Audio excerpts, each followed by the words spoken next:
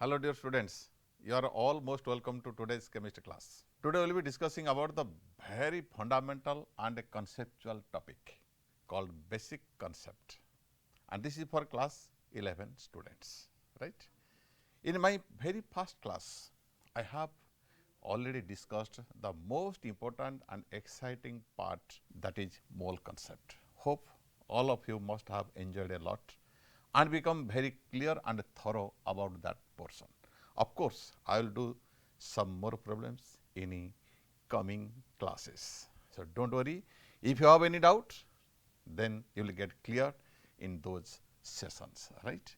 So now let us discuss the another most important part, another most important, बहुत important portion ये topic का, जैसे कि जान है, जैसे कि ऑक्सीजन मान लो, हमारा बॉडी के लिए जैसे ऑक्सीजन इम्पोर्टेंट है, इसी टॉपिक की ये जान है.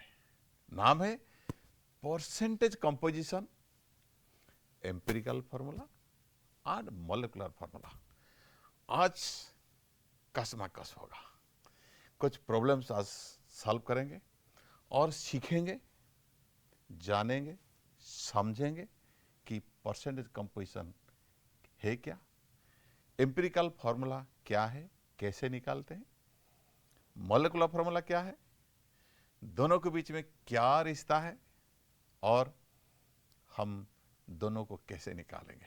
कुछ न्यूमेरिकल्स के साथ आज का क्लास शुरू करते हैं. आइए बैठ जाइए, निकालिए अपना कॉपी, पहले समझिए, समझने की प्रयत्न कीजिए. राइट, परसेंटेज कंपोजिशन जैसे दुनिया में जानते हैं, हमारा सोसाइटी में हम सब जानते हैं पीसी के नाम से. पीसी हर जगह में पीसी की कारोबार होता है. मैं वो पीसी की बात नहीं कर रहा हूँ, तो आखिर पीसी ही है. परसेंटेज गांव में लोग पीसी के नाम से जानते हैं, ऑफिस में लोग पीसी के नाम से जानते हैं. हम यहाँ पीसी मीन्स परसेंटेज कंपोजिशन के नाम से हम पढ़ेंगे. वो बहुत इंपॉर्टेंट है. परसेंटेज का मतलब क्या है, जिसको हम कहते हैं प्रतिशत मात्रा, मीन्स आउट ऑफ 100, 100 में से कितना है, बस सीधी सी बात, आउट ऑफ 100 कितना है. मान लीजिए अभी अभी तुम्हारा रिजल्ट निकला है, मैट्रिक का रिजल्ट निकला है, कुछ परसेंटेज मार्क भी रखे हो, किसी ने अच्छा परसेंटेज रखा है, किसी ने चलो ऐसे ही कुछ परसेंटेज. मान लो तुम्हारा मैट्रिक में सीएचएसई में तुम्हारा जो बोर्ड एग्जामिनेशन में तुम्हारा फुल मार्क होता है 600 मैट्रिक. प्लस 2 में भी वही है, 11th-12th स्टैंडर्ड में 600 फुल मार्क. मान लो किसी स्टूडेंट मीन्स फर्स्ट स्टूडेंट रामो सिक्योर्ड 420 मार्क, 600 से 420 नंबर उन्होंने रखा. So what is its percentage. Second सामो secured 560 marks. So what is its percentage, कितना परसेंटेज मार्क हुआ उसका. ठीक है. और रानी, मान लो कोई लड़की के नाम भी ले लेते हैं, रानी मान लो रखा 480 marks. What is her percentage.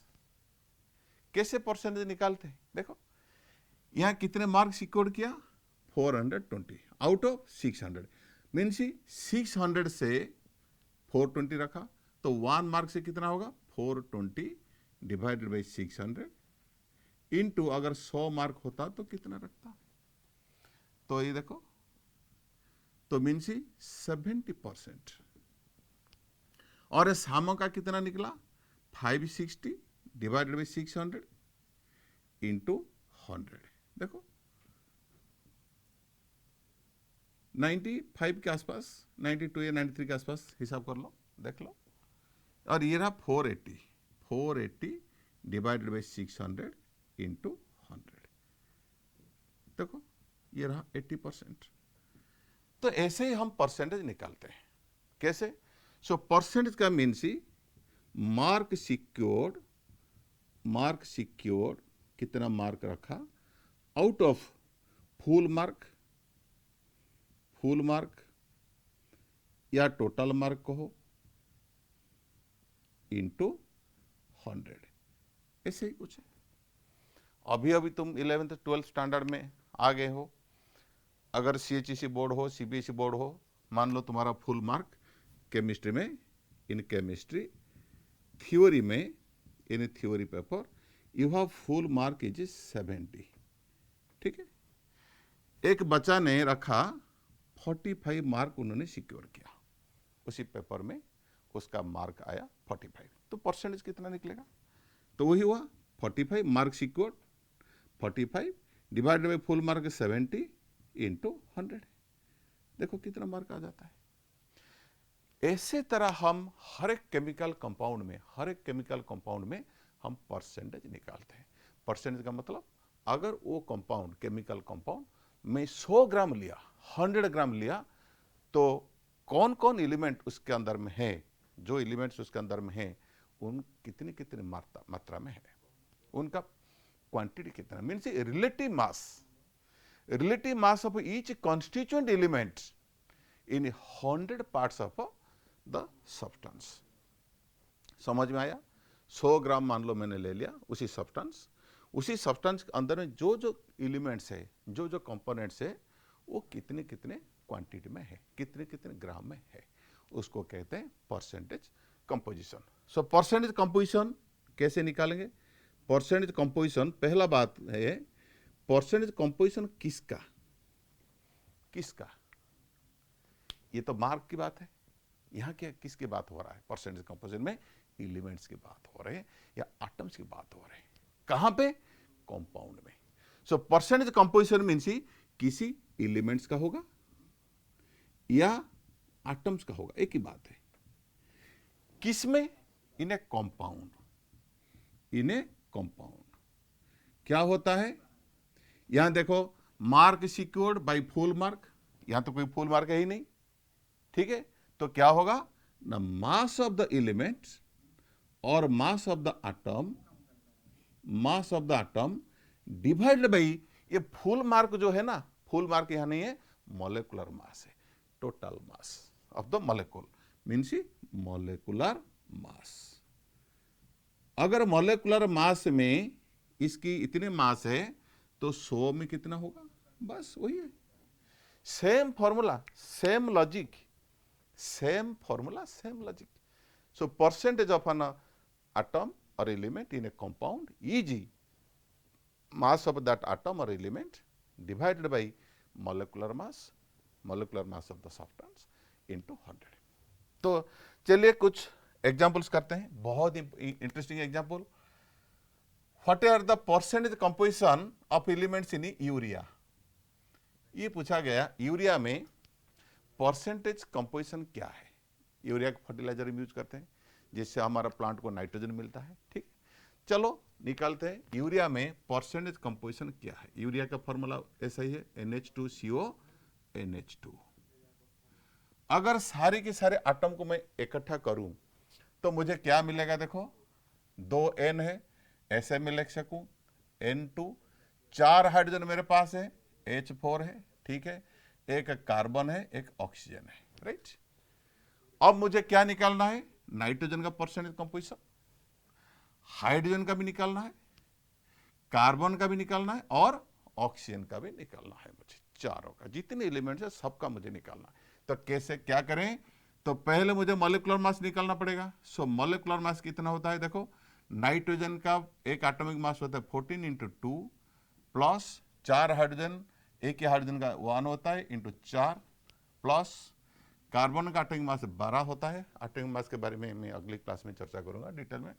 और ऑक्सीजन का होता है 16। अब देखो कितना हुआ, 28, 4, 12, 16, तो ये हो गया 60।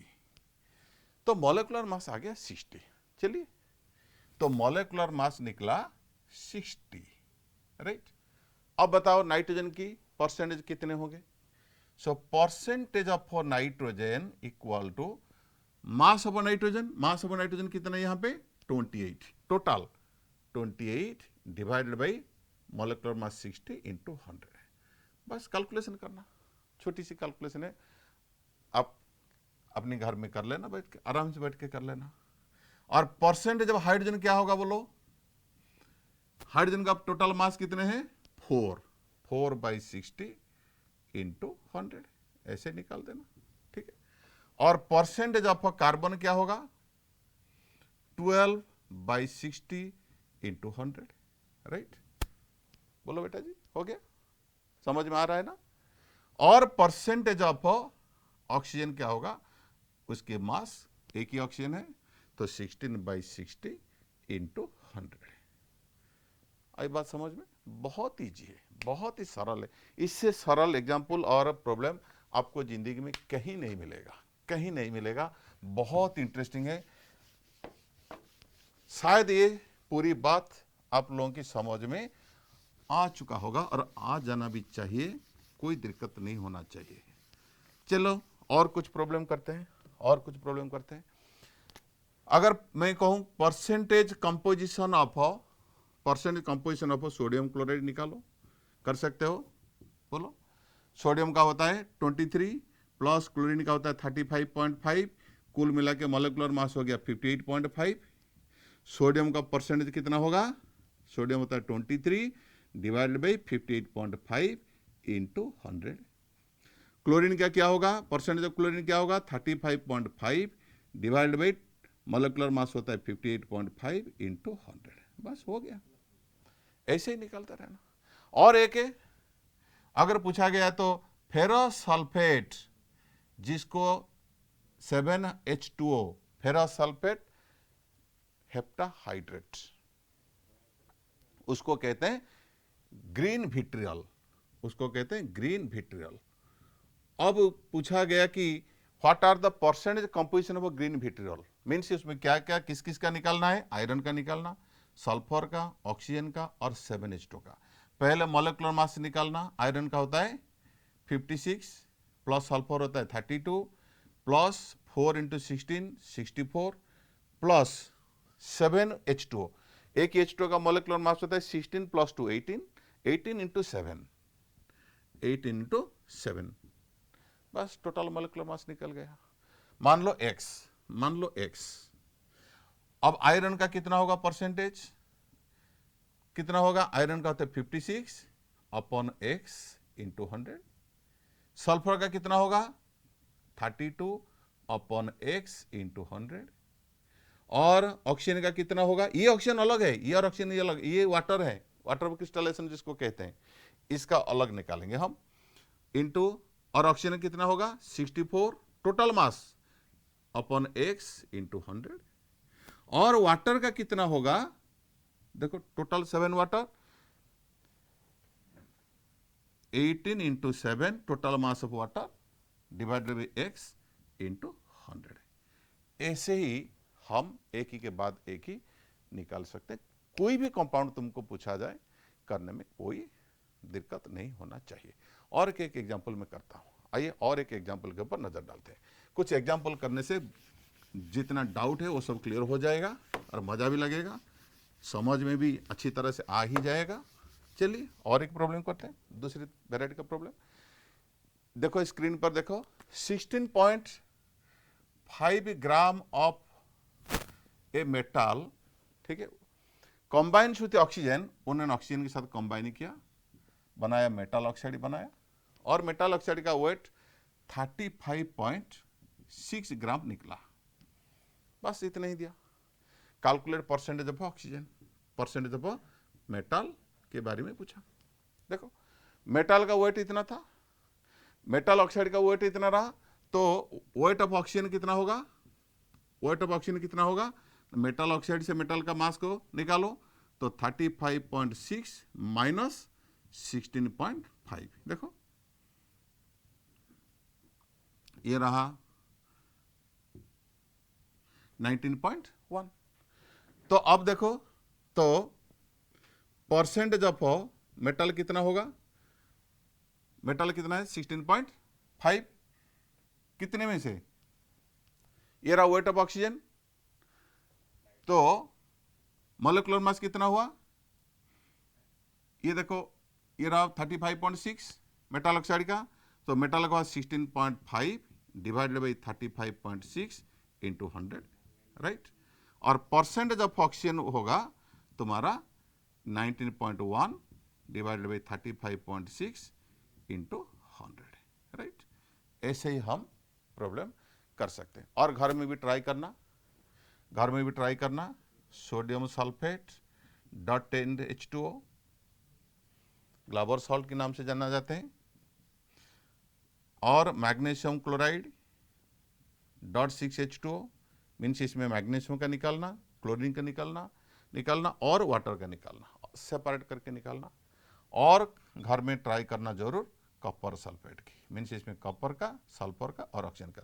कॉपर का एटॉमिक मास होता है 63.5, कॉपर का एटॉमिक मास होता है 63.5। ऐसे ही तुम परसेंटेज निकालते रहना, बहुत ही आसान से हो जाएगा, क्योंकि ये बहुत इंपॉर्टेंट है। It is a gateway to get empirical formula and molecular formula. ये दोनों बातें जानने के लिए ये परसेंटेज कंपोजिशन जानना बेहद जरूरी है। Hope you must have been very very clear about this one, समझ में आ चुका होगा। ओके,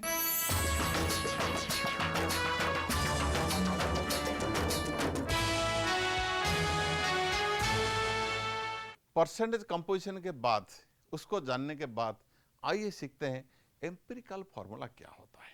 एम्पिरिकल फार्मूला ये ऐसा फार्मूला है जैसे कि कोई भी मॉलिक्यूल ले लो, किसी कंपाउंड का मॉलिक्यूल हमारे पास है, उसी मॉलिक्यूल में कई सारे एटम्स है और डिफरेंट नंबर्स में भी है। समझ में आ रहा है ना? एक सब्सटेंस मैंने लिया, उसमें उसका एक मॉलिक्यूल लिया, उसी मॉलिक्यूल में कई सारे एटम्स होते हैं, अलग अलग एटम्स होते हैं, अलग अलग नंबर के होते हैं। लेकिन जो एटम के बीच में जो सिंपल रेशियो होता है ना, सिंपलेस्ट होल नंबर रेशियो की जो फॉर्मूला होता है, that is called empirical formula. और it is that formula which represent the simplest whole number ratio, simplest whole number ratio, the formula that represents simplest whole number ratio, empirical formula, empirical formula, EF, empirical formula, simplest whole number ratio, simplest whole number ratio, the formula having formula of a molecule having simplest whole number ratio of constituent atoms or elements। जरा ध्यान से समझिए बात। एक ही molecule में जो जो एटम है, जितने नंबर्स में भी है, बार बार कह रहा हूं, जितने नंबर्स में है, उसी नंबर के बीच में कोई अगर सिंपलेस्ट रेशियो पैदा हो रहा है, उसी रेशियो को लेके जो फॉर्मूला बन रहा है उसको कहते हैं एम्पिरिकल फार्मूला। आइए एग्जांपल के साथ समझते हैं। मान लो हमने लिया ग्लूकोज, सारी दुनिया जानती है ग्लूकोज की फॉर्मूला होता है C6H12O6, मीन्स एक ही मॉलिक्यूल के अंदर में, वन मॉलिक्यूल के अंदर में 6 कार्बन एटम्स है, 12 हाइड्रोजन एटम पाए जाते हैं और 6 ऑक्सीजन एटम पाए जाते हैं। तो नंबर देखो, नंबर 6 12 6, अगर मैं रेशियो लूं तो क्या बनेगा, मीन्स अगर मैं 6 में डिवाइड करूं, सबको 6 में डिवाइड करूं, तो मुझे मिलेगा C1H2O1। ओहो, ये रहा सिंपलेस्ट रेशियो। सिंपलेस्ट रेशियो का फॉर्मूला होता है CH2O। ये तुम्हारा हो गया इंपिरिकल फॉर्मूला। तो it is that formula which represent the simplest whole number ratio. एक ही मॉलिक्यूल के अंदर में जो जो एटम जितने नंबर में हैं, उनके बीच में क्या रेशियो है, वो ratio simplest whole number ratio होना चाहिए, होल नंबर होना चाहिए। ऐसे कि मान लो Fe2O3 फेरिक ऑक्साइड, कोई कहेगा कि इसका एम्पिरिकल फॉर्मूला कोई जबरदस्त नहीं है, ऐसा नहीं करना कभी। कहो नहीं, उसको मैं 2 में डिवाइड करूं, उसको भी 2 में डिवाइड करूं, FeO3/2, ऐसा नहीं होता है, क्योंकि ये फ्रैक्शन हो गया। ये तो होल नंबर हो गया, लेकिन दूसरा का फ्रैक्शन हो गया, ऐसा नहीं चलेगा। सब होल नंबर में होना चाहिए। होल नंबर रेशियो की जो फॉर्मूला होता है ना, उसको कहते हैं एम्पिरिकल फॉर्मूला। जैसे दूसरा एग्जांपल, बेंजीन C6H6, देखो अगर मैं 6 में डिवाइड करूं तो एम्पिरिकल फॉर्मूला बनेगा उसका CH। अगर मैं कहूं हाइड्रोजन पेरोक्साइड, इसका एम्पिरिकल फॉर्मूला बनेगा, एम्पिरिकल फॉर्मूला 2 से डिवाइड करो, HO हो। और एक बात है, एम्पिरिकल फॉर्मूला, एक ही एम्पिरिकल फॉर्मूला कई सारी मॉलिक्यूल की, कई सारी कंपाउंड्स की एम्पिरिकल फॉर्मूला हो सकती है। जैसे कि और एक, ये तो ग्लूकोज है, और एक एसिटिक एसिड मैंने लिया, एसिटिक एसिड देखो C2H4O2, ओ माय गॉड, उसका भी देखो, वो भी एम्पिरिकल फॉर्मूला CH2O, 2 से डिवाइड करो। इसका मतलब एम्पिरिकल फॉर्मूला बराबर हो सकता है अलग अलग मॉलिक्यूल की, लेकिन मॉलिक्यूलर फॉर्मूला एक ही होता है। और देखो ये रहा तुम्हारा बेंजीन का CH रहा एम्पिरिकल फॉर्मूला, और CH भी किसका हो सकता है, C2H2, नाम जानते हो इसका, इथाइन और एसिटिलीन। देखो ये भी एक मॉलिक्यूल है, उसका भी एम्पिरिकल फॉर्मूला एक ही। तो एक ही एम्पिरिकल फॉर्मूला डिफरेंट मॉलिक्यूल्स की भी हो सकती है। तो सिंपलेस्ट होल नंबर रेशियो की जो फॉर्मूला, एम्पिरिकल फॉर्मूला। शायद सबकी ये बात अच्छी तरह से समझ में आ चुका होगा। चलिए मॉलिक्यूलर फॉर्मूला की ओर से प्रस्थान करते हैं। Molecular formula, what is molecular formula? It is that formula which represents actual number of atoms. एक मॉलिक्यूल के अंदर में एक्चुअली में कितने कितने एटम्स, कौन सा एटम कितने नंबर में है, the actual number of atoms को लेके जो फॉर्मूला बना हुआ है उसको कहते हैं मॉलिक्यूलर फॉर्मूला। ये रहा तुम्हारे पास में, ये रहा मॉलिक्यूलर फॉर्मूला। मीन्स एक ही मॉलिक्यूल के अंदर में एक्चुअली में 6 कार्बन एटम, 12 हाइड्रोजन एटम्स और 6 ऑक्सीजन एटम्स पाए जाते हैं। Actual number, real number of atoms, सही मायने में जो जो नंबर है उसी नंबर को लेके जो फॉर्मूला बना हुआ है उसको कहते हैं मॉलिक्यूलर फॉर्मूला। ये देखो बेंजीन, एम्पिरिकल फॉर्मूला CH, लेकिन मॉलिक्यूलर फॉर्मूला C6H6। मीन्स एक ही मॉलिक्यूल के अंदर में 6 कार्बन एटम्स, 6 हाइड्रोजन एटम से वो बना हुआ है। ये रहा real number, actual number of atoms को लेके जो formula, that is called molecular formula, right. ये रहा मॉलिक्यूलर फॉर्मूला, ये रहा मॉलिक्यूलर फॉर्मूला, ये रहा मॉलिक्यूलर फॉर्मूला, ये रहा molecular formula.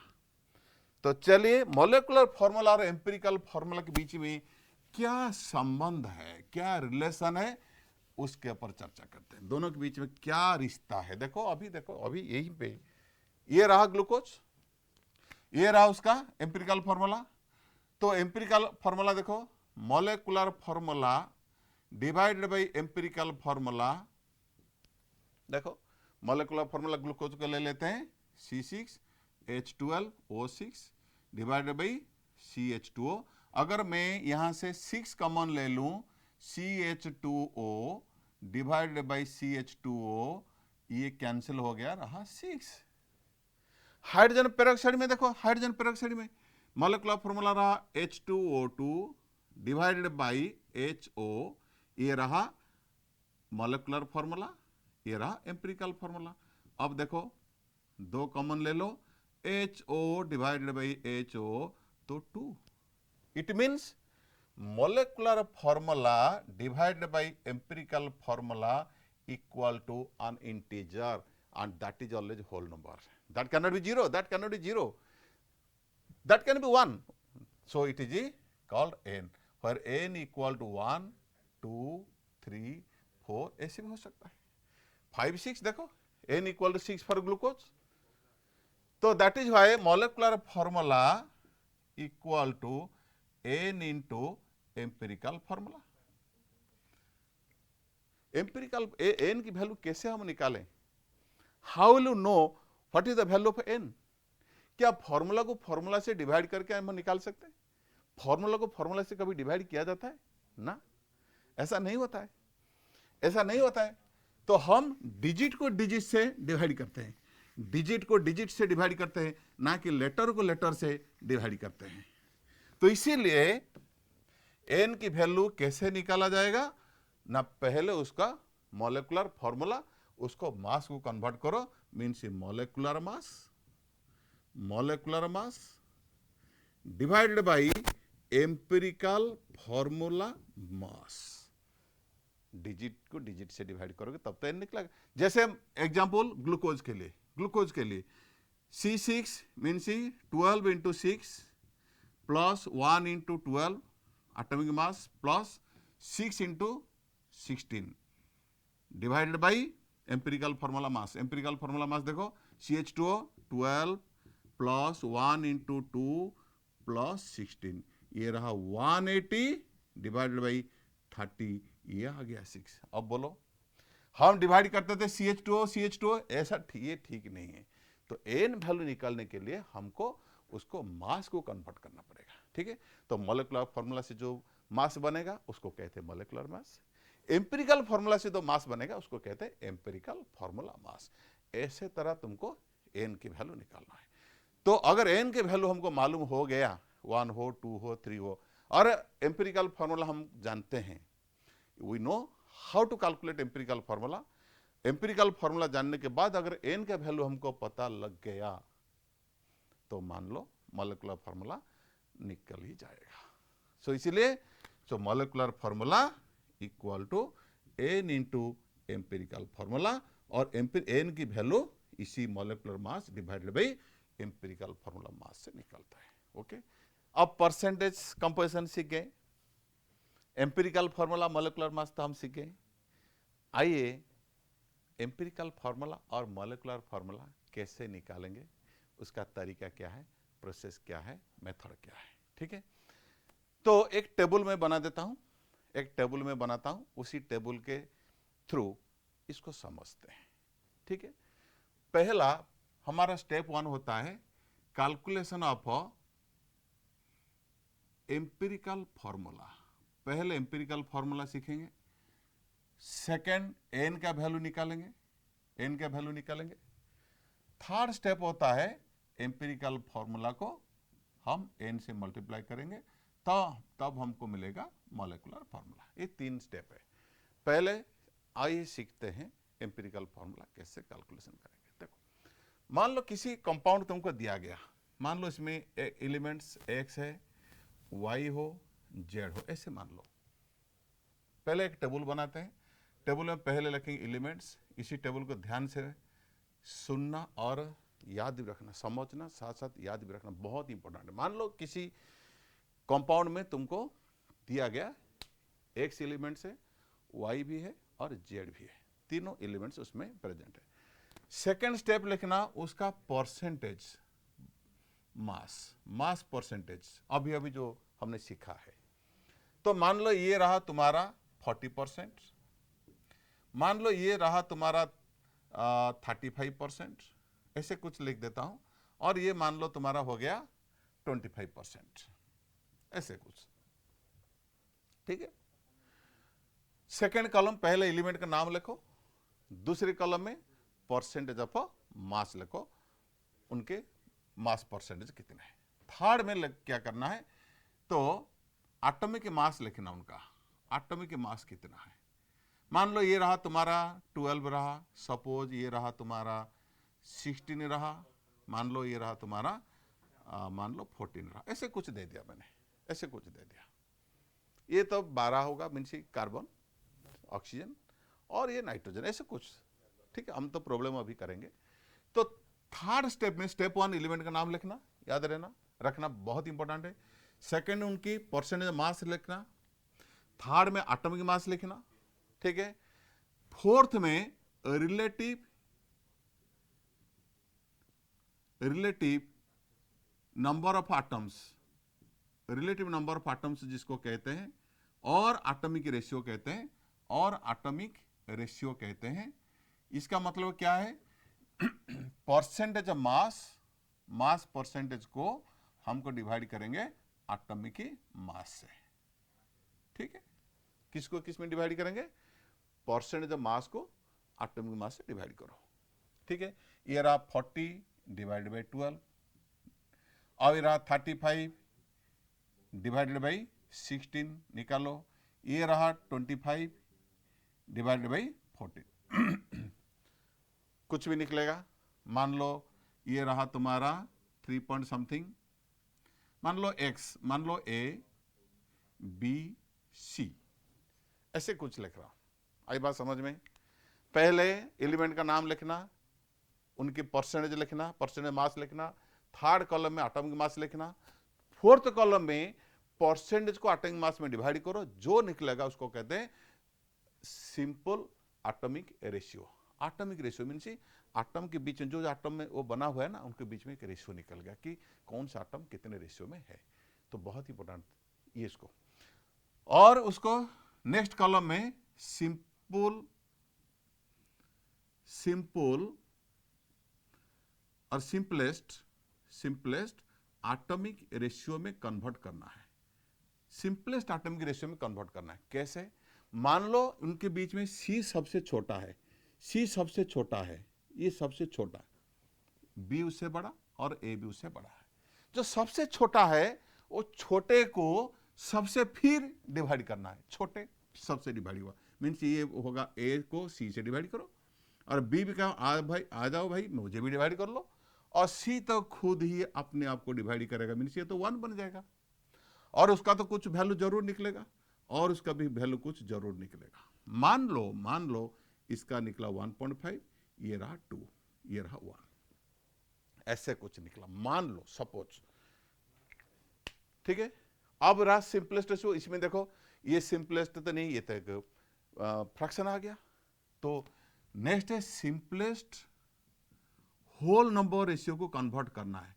Simplest whole number ratio को कन्वर्ट करना है। कैसे कन्वर्ट करेंगे? देखो ये रहा 2, ये रहा 1.5, ये रहा 1, ऐसे कुछ हम सोचेंगे कि नंबर, ऐसे कुछ नंबर सोचेंगे कि अगर सबको मल्टीप्लाई करेंगे, देखो ये तो नंबर, ये तो होल नंबर किसी नंबर से मल्टीप्लाई करो वो तो होल नंबर ही बनेगा, लेकिन हमको ध्यान रखना पड़ेगा ये 1.5 है, उसको कौन से नंबर में मल्टीप्लाई करने से वो होल नंबर बनेगा। तो 2 ही, अगर 2 से मल्टीप्लाई करूं ये तो 3 बन जाएगा, तो उसको भी 2 से मल्टीप्लाई करो और उसको भी 2 से मल्टीप्लाई करो। तो पहले ध्यान देना पड़ेगा कि ये जो फ्रैक्शनल नंबर आया है, डेसिमल नंबर आया है, तो उसको कौन सी नंबर में हमको मल्टीप्लाई करना पड़ेगा ताकि होल नंबर में कन्वर्ट हो जाए। अगर जिस नंबर में उसको हमको कन्वर्ट करना, मल्टीप्लाई करना पड़ेगा, उसी नंबर से हम सबको मल्टीप्लाई कर देंगे। तो देखो यहां क्या निकलेगा, 4, 3, 2। ठीक है, अब देखो तुम्हारा सिंपलेस्ट होल नंबर रेशियो बन गया। अब एम्पिरिकल फॉर्मूला कैसे लिखेंगे? तो इसी सिंबल को लिखो x, y, z, और ये जो सिंपलेस्ट होल नंबर रेशियो जो निकला ना, उसको लाके उसके पैर की नीचे बैठा दो। ये x के नीचे 4 बैठा दो, y के नीचे 3 को बैठा दो, और z के नीचे 2 बैठा दो। ये बन गया तुम्हारा एम्पिरिकल फॉर्मूला। आई बात समझ में? बहुत इंटरेस्टिंग है। पहले और ध्यान से सुन लेना, क्या करना है, इस टेबल के थ्रू हमको जाना है। पहले एलिमेंट का सिंबल लिखना, परसेंटेज मास लिखना, एटॉमिक मास लिखना, और परसेंटेज को एटॉमिक मास से डिवाइड करना। जो भी रिजल्ट निकलेगा उनमें से जो सबसे छोटा है, सबसे छोटा, उसी छोटे को फिर सबसे डिवाइड करना, और जो अगर होल नंबर आ गया उसको कहते हैं सिंपलेस्ट एटॉमिक रेशियो। अगर होल नंबर हो गया तो बहुत ही अच्छी बात है, अगर नहीं हो रहा है हमको सोचना पड़ेगा कि कौन सी नंबर में उसको मैं मल्टीप्लाई करूं ताकि वो होल नंबर बन जाए, और वो होल नंबर बन जाएगा वो जिस नंबर से मल्टीप्लाई करने से उसी नंबर से हम सारे को मल्टीप्लाई करेंगे। जो नंबर निकलेगा उसको कहते हैं सिंपलेस्ट होल नंबर रेशियो। मान लो यहाँ पे सपोज यहाँ पे 1.25 निकला, मान लो, तो क्या करें बोलो? 1.25 अगर ऐसे ही कुछ आ जाता है तो क्या करें? उसको हम 4 से मल्टीप्लाई करेंगे ताकि वो बन जाएगा 5। तो उसको भी 4 से मल्टीप्लाई करेंगे, उसको भी 4 से मल्टीप्लाई करेंगे।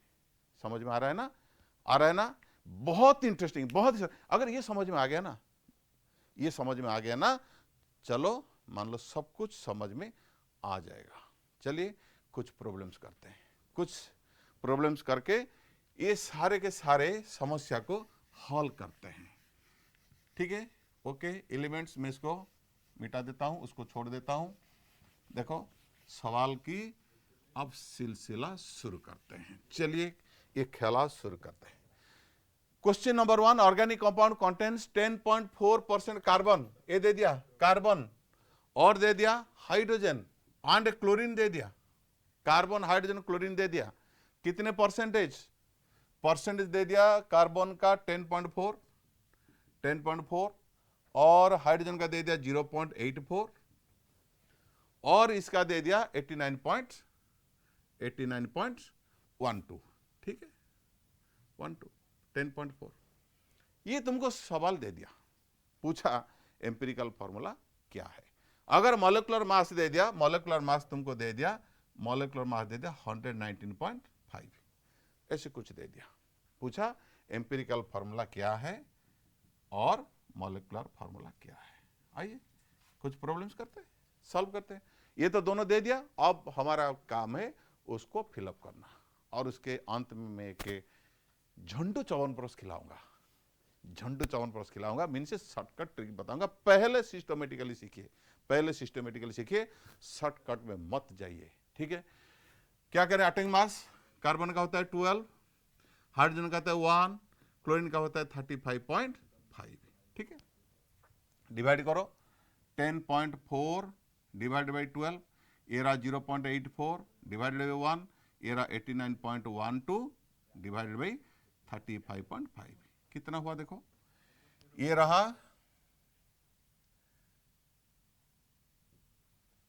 ये सब कैलकुलेट करना, थोड़ा सा कैलकुलेशन करना है, 0.8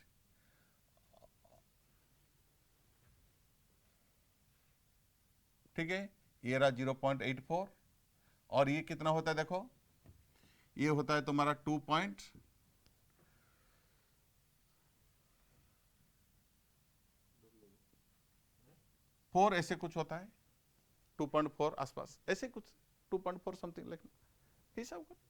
अब देखो इसमें छोटा कौन है, ये रहा 0.83, 0.84 लगभग बराबर है, 0.1 से क्या फर्क पड़ता है, 0.01 से क्या फर्क पड़ता है। तो जो छोटा है उसको फिर सबसे डिवाइड करना, मान लो 0.83 से डिवाइड करो, उसको भी 0.83 से डिवाइड करो और उसको भी 0.83 से डिवाइड करो, ये हो गया तुम्हारा 1, ये भी हो गया 1, ये लगभग हो गया तुम्हारा 3। देखो देखो समझ में आ रहा है ना, देखो ये तो दे दिया एटॉमिक मास, बस हमको यहीं से यहां तक भरना है टेबल में, ये रहा 12, ये रहा 1 एटॉमिक मास, ये रहा 35.5, ठीक है।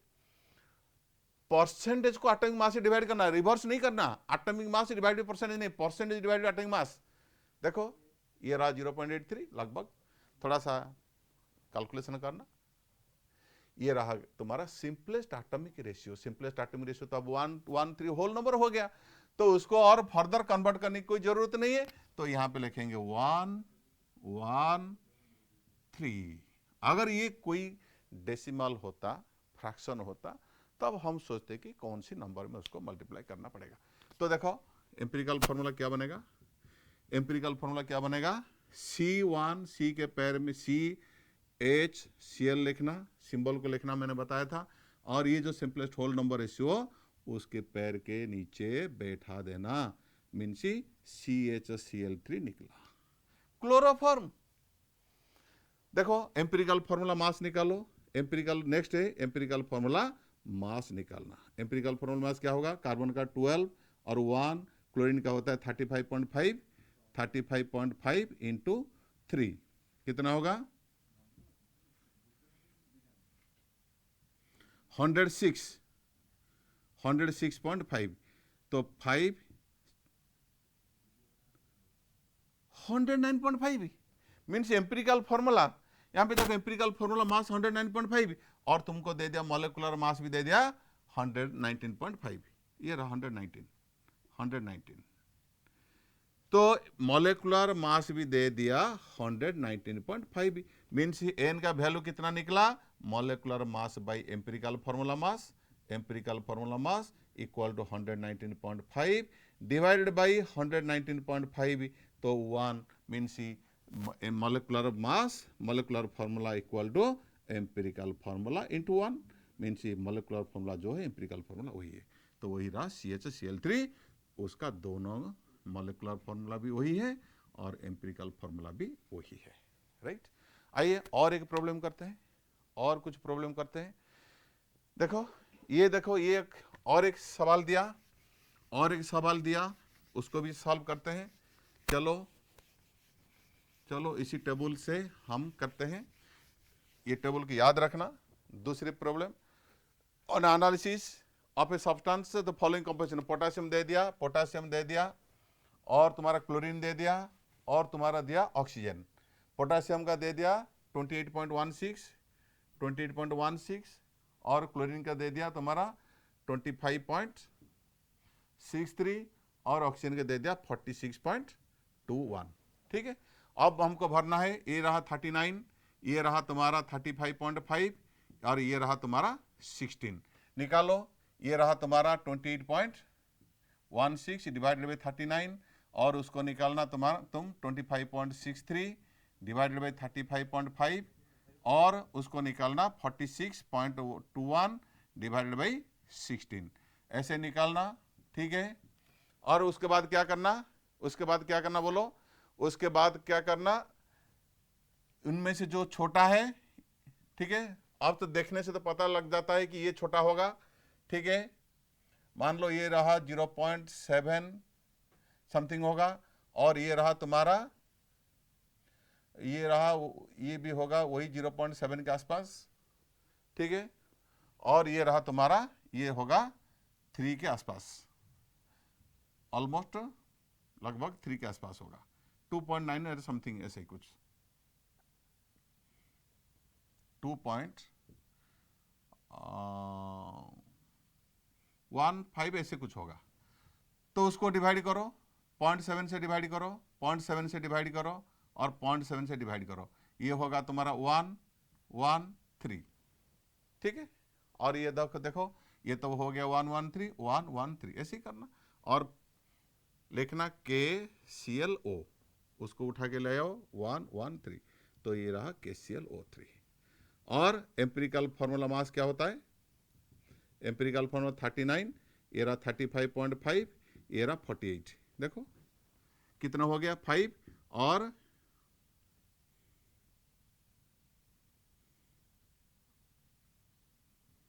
122.5। ठीक है, और देखो, और एम्पिरिकल फार्मूला मास ये रहा और मॉलिक्यूलर मास भी दे दिया, मॉलिक्यूलर मास और एम्पिरिकल फार्मूला मास को डिवाइड करो, तुम्हारा निकल जाएगा। Okay, right.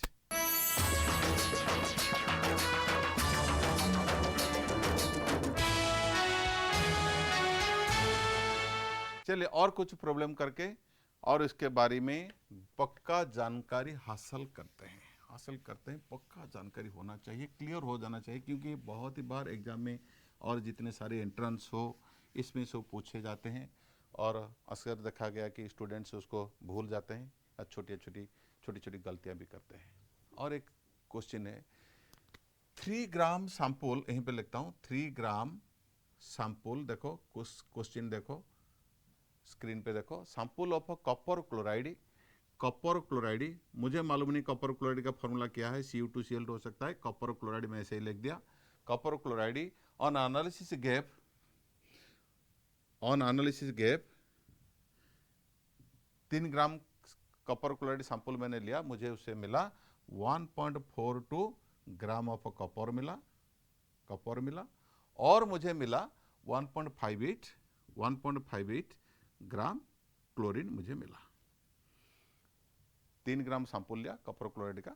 ठीक है, एनालिसिस करने के बाद मुझे पता चला कि उसके अंदर में 1.42 ग्राम कॉपर है और 1.58 ग्राम क्लोरीन है और पूछा गया कि उसकी एम्पिरिकल फार्मूला क्या होता है। ठीक है, तो पहले तो परसेंटेज निकालना पड़ेगा, एलिमेंट का नाम तो मालूम है कॉपर और क्लोरीन, एटॉमिक मास जहां तक बात है 63.5 और ये 35.5, मुझे इतना ही मालूम है, लेकिन ये तो मालूम नहीं है। अगर ये नहीं मिलेगा तो मैं आगे नहीं बढ़ पाऊंगा, तो मुझे परसेंटेज निकालना है। देखो बहुत सिंपल है, अगर इतने ग्राम सैंपल में इतने ग्राम कॉपर है तो परसेंटेज कितना होगा, ये तो mark is equal by total mark, so percentage of copper कितना होगा, यहीं से निकालो 1.42 डिवाइडेड बाई 3, मैं तरीका बता रहा हूं। ठीक है, और इसका क्लोरीन का क्या होगा, परसेंटेज इंटू 100, बोलो इंटू 100, तो मीन्स 142/3। देखो तो कितना हुआ,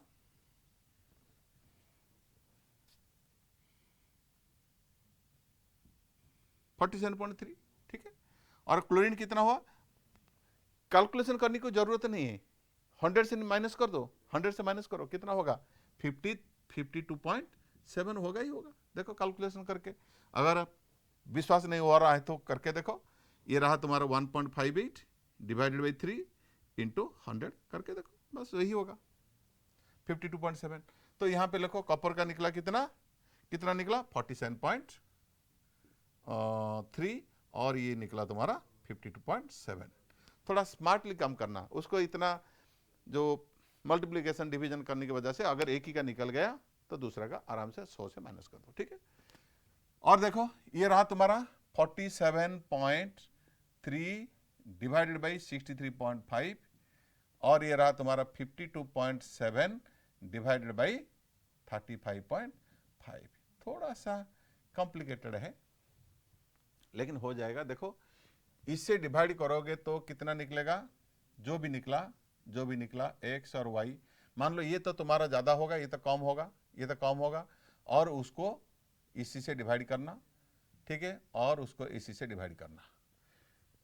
जो निकलेगा करके देखना, घर में करके देखना, बहुत सिंपल, मैंने तरीका बता दिया, ठीक है। उसको डिवाइड करो, उसको डिवाइड करो, ये तो कम से कम ग्रेटर देन 1 होगा ही होगा, और ये तो कम से कम लेस देन 1 होगा। देखो लेस देन 1 होगा, ठीक है, ये तो ग्रेटर देन 1 होगा। तो ये जो है ना, इसी वैल्यू को उसी वैल्यू से डिवाइड करो। मान लो ये रहा एक्स से डिवाइड करो, उसको भी एक्स से डिवाइड करो, ठीक है। अगर दोनों होल नंबर आ गए तो अच्छी बात है, अगर नहीं आ रहा है तो फिर उसको मल्टीप्लाई करना। तो ऐसे ही होता है, मेरे ख्याल से 1:2 होता है, 1:2 होता है।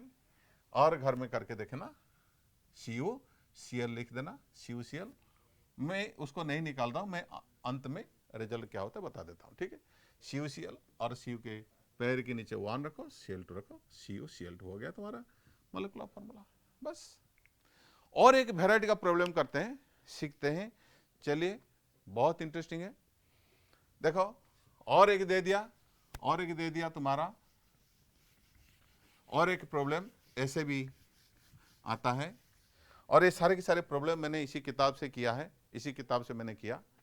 ये जो है ना, ये नई किताब है, बहुत ही अच्छी किताब है, VK केमिस्ट्री। और इसी किताब से बहुत सारे प्रॉब्लम से दिया गया और बहुत ही सिंप्लीफाइड तरीके से दिया गया। उसी किताब से भी प्रॉब्लम कर सकते हो और NCERT की प्रॉब्लम भी कर सकते हो। तुम्हारा स्टेट ब्यूरो ऑफ बुक्स भी है और VK केमिस्ट्री भी है। और उसके बाद अगर चाहते हो तो तुम GRB पढ़ सकते हो, प्रदेश पढ़ सकते हो, लेकिन ये बहुत ही स्टैंडर्ड किताब है, उसे जरूर पढ़ना, ठीक है। ये मेरा रिकमेंडेड किताब है, ठीक है। और एक प्रॉब्लम करते हैं, an oxide of nitrogen contains, oxide of nitrogen means nitrogen का ऑक्सीजन के साथ कुछ कंपाउंड है, ऑक्साइड ऑफ नाइट्रोजन। और उससे देखा गया तुम्हारा नाइट्रोजन का जो परसेंटेज होता है 25.92। नाइट्रोजन का कुछ ऑक्साइड कंपाउंड, उसमें नाइट्रोजन का परसेंटेज दे दिया 25.92 और पूछा कि उसका एम्पिरिकल फार्मूला क्या है। उसका वेपर डेंसिटी दे दिया 54। पूछा एम्पिरिकल फार्मूला क्या है और मॉलिक्यूलर फार्मूला क्या है, दोनों पूछा। तो देखो नाइट्रोजन का जो परसेंटेज दे दिया, तो ऑक्सीजन का परसेंटेज कितना होगा बोलो, 100 माइनस 25.92, तो कितना होगा 74.08 होगा। देखो ऐसा ही होगा, ठीक। तो फिलअप करते हैं, चलो नाइट्रोजन फिलअप करते हैं, यहाँ पे ऑक्सीजन फिलअप करते हैं। नाइट्रोजन का परसेंटेज तो निकल गया मेरा 25 पॉइंट दे दिया है 92, ये तो दे दिया है, इट इज गिवन। और ऑक्सीजन का मुझे निकालना पड़ा तो 74.08, ठीक है, ओके। एटॉमिक मास तो मुझे नाइट्रोजन का मालूम है 14, इसका मालूम है 16। अब मुझे इसे डिवाइड करना है 25.92 अपॉन 14 और इसको 74.08 अपॉन 16, कितना निकला देखो 14, 1.14 जाने के बाद 119, 1.9, ठीक है। देखो देखो देखो, और ये रहा तुम्हारा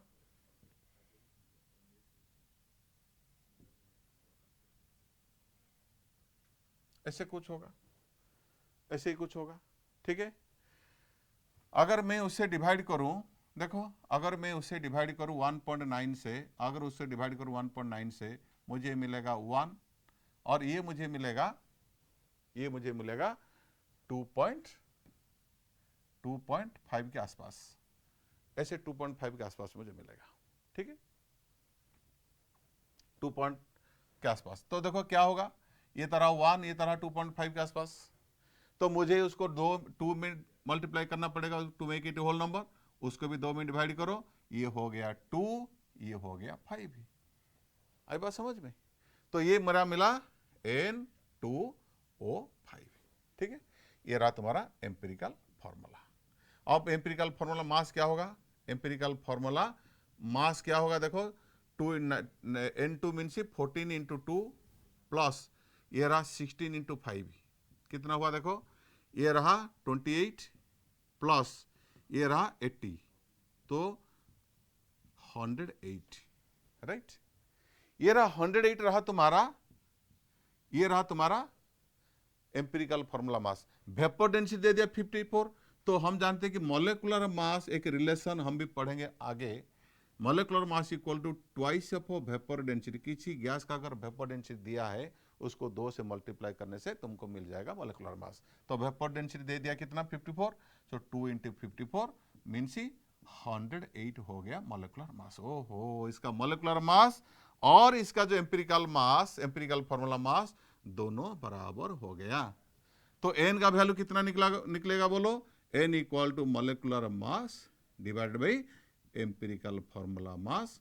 सो मॉलिक्यूलर मास तो 180 निकला और एम्पिरिकल फॉर्मूला मास हमने भी कैलकुलेशन करके निकाला कि 108, सो दोनों बराबर हो गए, 1 हो गया। तो इसीलिए मॉलिक्यूलर फॉर्मूला और इक्वल टू एम्पिरिकल फॉर्मूला यहाँ पे N2O5 हो गया।